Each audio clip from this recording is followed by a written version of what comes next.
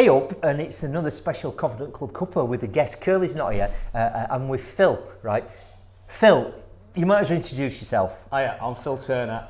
We and Steve worked out this morning. We've known each other for 20 years, our 20-year anniversary. Insane. I first did some work for Little Chef, do you remember them? Yeah. And Travel Lodge, right? A series of road shows, which is always a challenge, isn't it, when you're giving a presentation, and you were presenting at them all Phil, because it's like you have that Groundhog Day thing, don't you? Because totally. It's that kind of like, well, you're a big music fan, you know. Where are we? Are we in Sheffield? And have I said this already, right?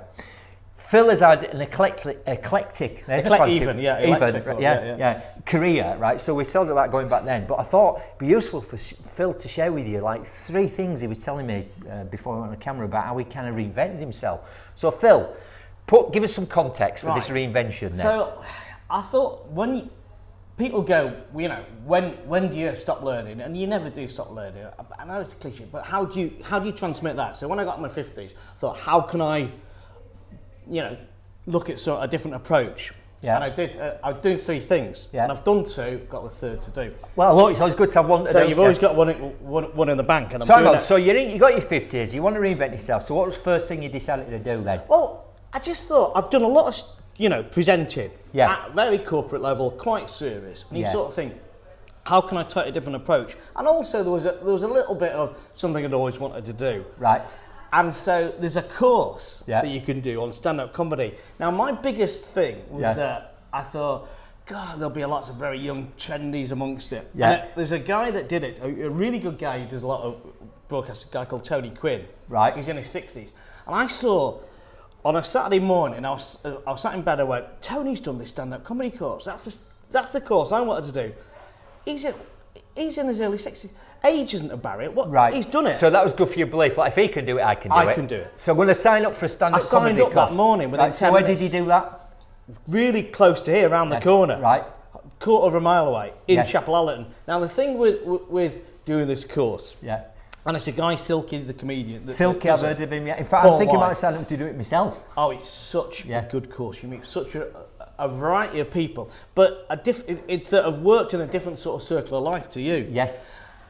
And they were a lovely bunch, and they all want each other to do well. So you're in amongst friends, and we end up doing a sort of Laugh It Leeds stand-up coming out. Of course, we actually do 10 minutes in front of an audience. And you're amongst family and friends. But there's some audience that have sort of come in and looking to have a laugh. Who's this? But what fun! Key learning from all that. I know 10-word stories in an instant. 10-word stories. Editing yourself down. Right. Focus. Okay. Yeah. Because I can, like many now. people, I can ramble. Yeah. But the focus, get 10-word stories. So on the presentation management workshop, we charge people £5 a word. Yeah. Same thing. When I worked in advertising, you'd write a headline, about marketing. The headline needs to be as long as it needs to be and no more. Right. So that's right. So you did that. So it's a bit of reinvention. Then what was the second thing you did? Second thing. Now that by chance is that I enjoyed doing the sort of stand-up. But I've got a friend, Martin Kellner, who's been awfully kind. And do you know what? You'll find, if you're nice to people, people are really kind to you and will help you. I've found that the vast majority, not all, because it's a generalisation of what you might call successful people, kind of go, I'll give you a leg up, I'll help, but why wouldn't I? You're not a threat to me. It's an abundant thing. Martin Kelly, you might not have him, brilliant broadcaster. Right? So what happened with Martin then? I was in the car, and I have, going back to music, I have a love of the Monkees. Absolutely love the Monkees. I like the Monkees, exactly. So I've managed to see the guys live. I'm taking Martin to Everton, because Martin's a West Ham supporter. We were driving in the car, and we're talking about the Monkees. Yeah. And he said, there's a guy, Peter Mills, who's also written a book. Right. All about the Monkees, and he got a lovely email in his inbox one day from Jack Nicholson. Imagine that? Yeah. Because of the actor. The Jack not Jack Nicholson, the window cleaner. I love your book on the Monkees. Yeah, brilliant. So and Martin said, Peter's going to be on the show. Why don't you come in? And he was only at Radio Yorkshire studio, and it's now another station opposite Ellen Road. Yeah. It was Peter Ridsdale's old office converted. Yeah, brilliant. So it was really interesting. And so I'd love to do that. Went in, really enjoyed it. Yeah. Martin, was getting lots of sort of local people on a Saturday morning doing the show, 10 till... So this is like live radio then? Live radio. Yeah. But it's just like us chatting. And it's a bit like this, really. Martin is a consummate professional, knows how to do it. Yeah. But for me, it was just chatting. Put you at ease. I'll have a few sort of like, bits that I can sort of try and bring, because I always felt that I was the guest that couldn't bring anything to the table. So actually, I used to bring biscuits along every week. Okay. Because I thought, do you know what? If I can't, I'll bring in Freeman, the producer. But I enjoyed it so much. He was sometimes struggling for an additional guest. Yeah. Because couldn't make it. Yeah.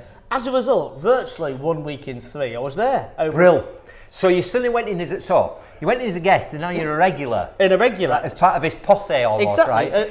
And not only that, you sat next to somebody who's been in broadcast a long time, so you're learning it. Oh, learning the skill. Yeah. And as a result, Martin now does overnights on a weekend at Talk Radio down in London. Yeah. And so Martin, invited us a couple of times, and I love it. And I'm not, I don't propose to be expert on anything. So hot off the press, on the back of that, you're going to be launching a podcast, aren't you? Totally. So that's the third. Is that a secret thing? Not at all. God, we're looking right. So let's just summarise that. You did your stand-up comedy thing. Great for your confidence. Yeah. Helps with the broadcast, right?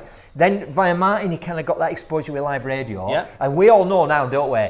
Podcasts are the thing. Totally. So on the back of that, your third thing you've yet to do, which maybe we can all help you with, is what? Is an 80s podcast with another consummate broadcaster, Peg Alexander. And I just emailed her and went, fancy doing an 80s podcast? Yeah. I'd met her via Martin. Right. And she went, what a great idea. And the thing for me, the podcasting, you can chat, but you've also got the skills, you've got to edit it, you've got to actually do it, you've got to think of a few things to chat. And the thing with that is, you've got to learn how to do it, right? Exactly. So at the moment, you probably don't know how to do all those things, do you? No, not at all. Neither do I. I'd fancy some podcasts, not a clue. But there'll be somebody who can help you, who does know, right?